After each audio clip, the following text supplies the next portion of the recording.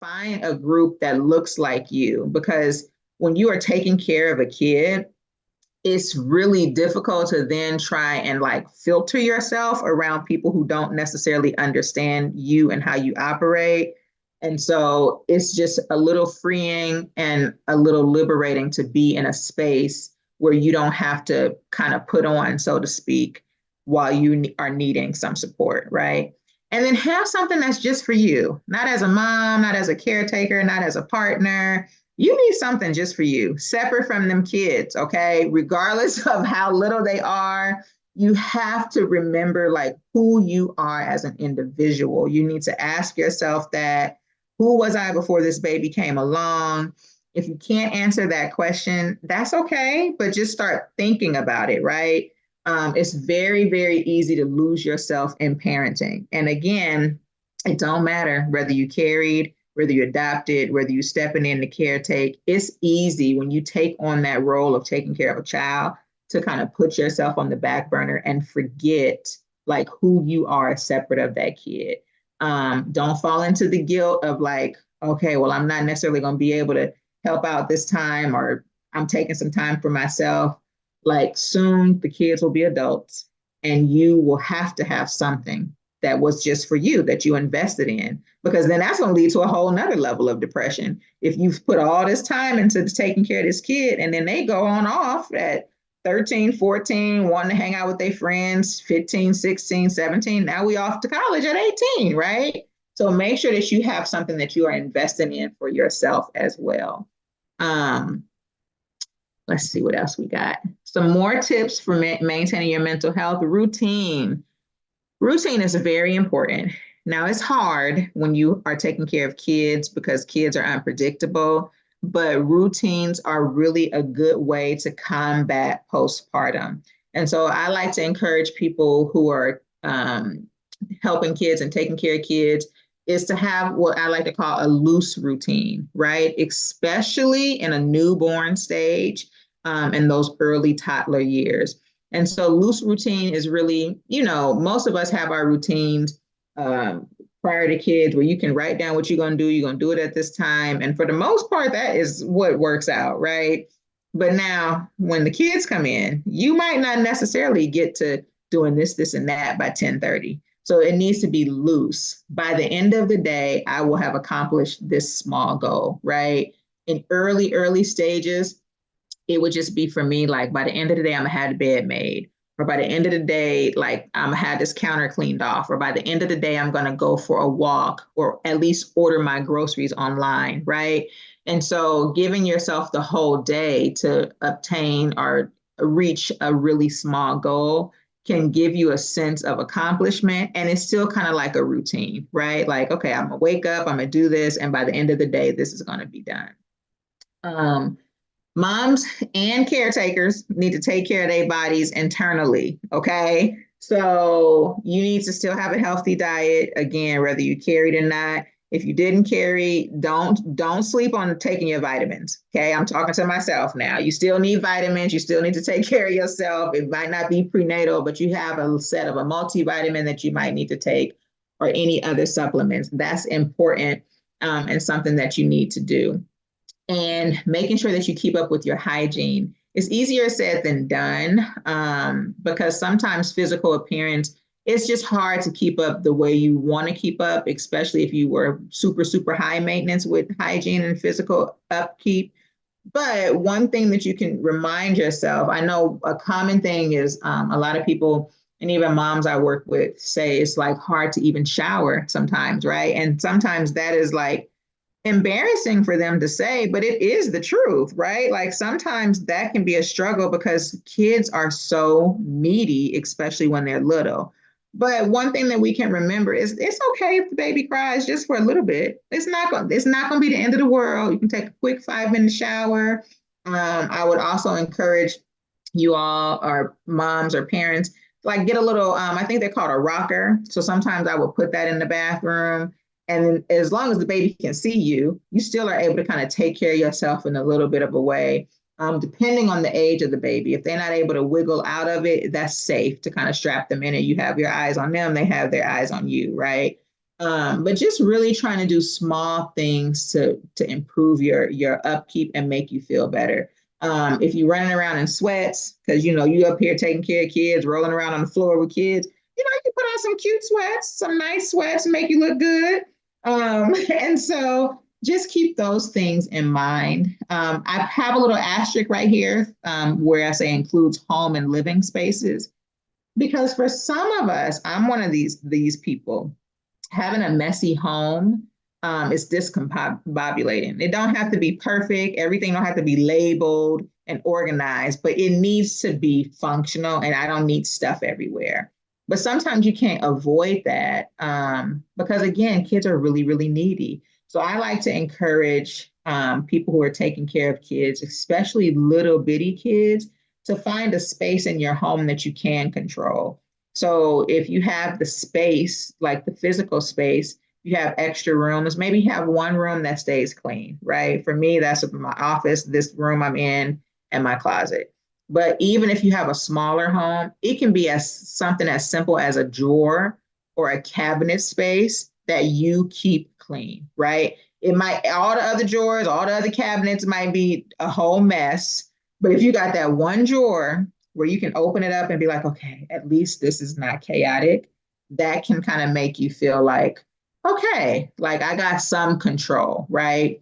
So I always like to kind of put that out there and then slowly build in the ability to keep your space clean. As the kids get older, you'll be able to maintain things and you can include them in helping around the house, which is a whole conversation for another day. But these little people can help, okay? So I just want to put that out there. And then take a break from the babies and the kids and the task. Like even if it's a short period of time, just take a break from them, do something for yourself. And even if it's 5 or 10 minutes, 15 to 20, depending on the time frame, just give yourself a few minutes of separation because it'll do you good and it'll do the babies good. I remember one thing my mother-in-law told me when I had my second baby is that sometimes babies don't want to be held either. Like sometimes they get tired of us holding them. Like they want some space too. And I never thought of that. And I was like, oh, babies actually are like little humans, so they might be like, get off of me, like, give me some personal space. And so you can give them some space, you can take some space, and it'll do everybody good. Um, and then also just give yourself some grace. It's so important to like realize that this is a transition period. Again, whether you carried, whether you're a caretaker, whether you adopted, it's a transition period to start taking care of a kid. And it's going to take some months to get used to that. And then if you have another kid that's in the mix, it's just going to take a little bit longer. Okay. Any questions or thoughts? No? I just wanted to add before it is too late, the survey. Feel free to please let us know your thoughts on how you feel about the whole presentation. This was a wonderful presentation. I just wanted to include that in because I was looking at the sheet. I said, "Oh, let me put that out there." But and I do have a question, Narissa. Yes, ma'am. Because I was thinking about that, and it was on my mind, the couples, like young couples, like how do we support when you have youth who, just so Mhm. happen to become parents early on, and Mhm. how do we support them when they When you say experience youth, what's your definition of youth? Like minor youth or early adulthood youth? adolescents, Mhm. teenagers, yeah, like Yeah. or emerging adults, 18, Mhm. was it 18, 19? Like how do Mhm. we support them when they're experiencing that and they don't feel like they have someone to have that conversation. Like I don't know. No, That was I one of see, my questions earlier, but yeah.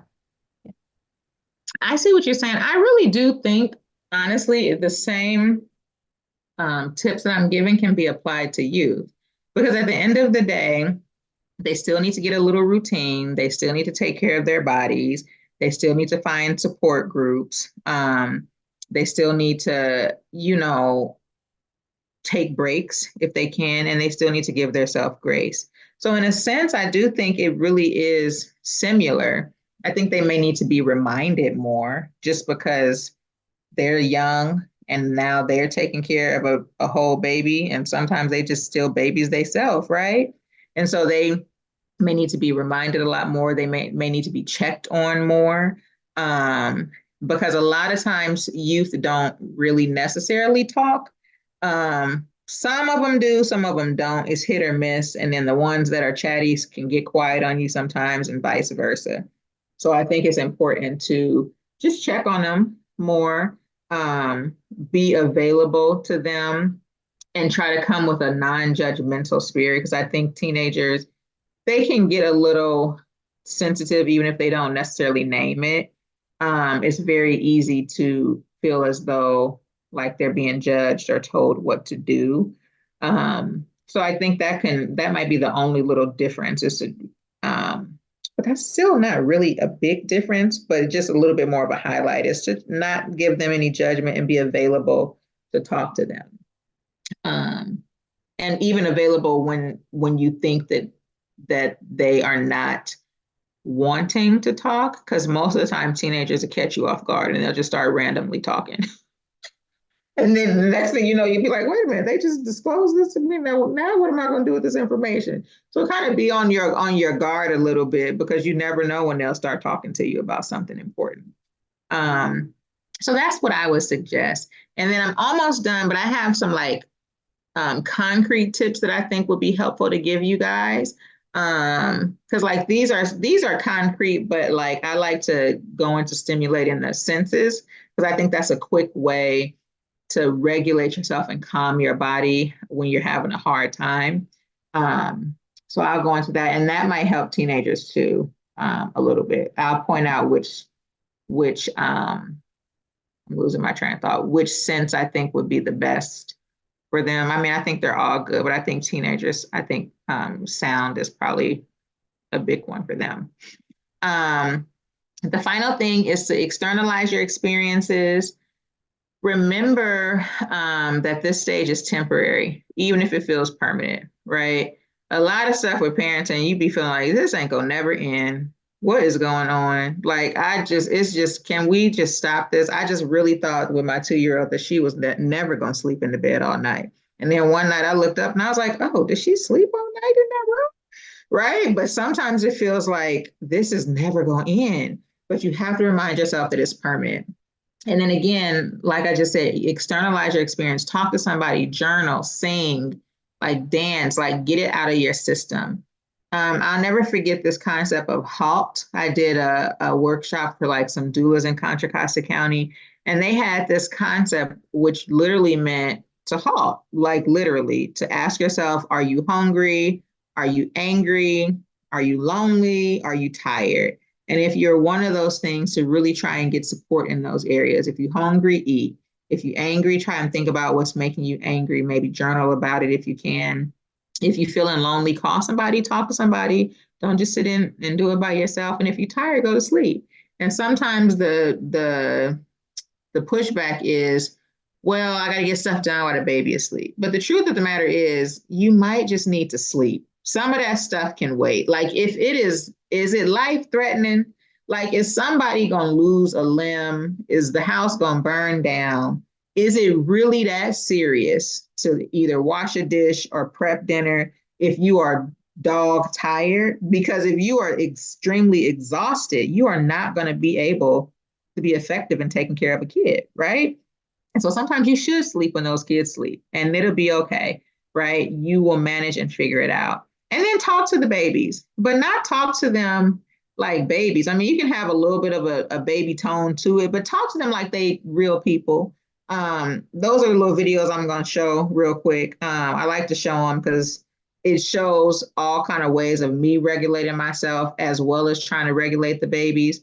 But you got to talk to these kids and like really talk to them. I don't do a bunch of baby talk, or trying to shelter kids. Like I picked my 2-year-old up today, and my husband was supposed to pick her up, but I ended up needing to go to the store by her school. So I was like, I'll just pick her up. And she was like, so is daddy going to go pick up Faith? And I was like, yes. She said, you're not going to go pick up Faith? And I was like, no. And then, listen, I don't know, Lisa. Listen, I don't know whose baby this is, okay, two talking like this. And so I kind of was like, well, I came to pick you up because I had to go to Target. And she's like, oh, I said, yes, Target is right by your school. And he's like, okay.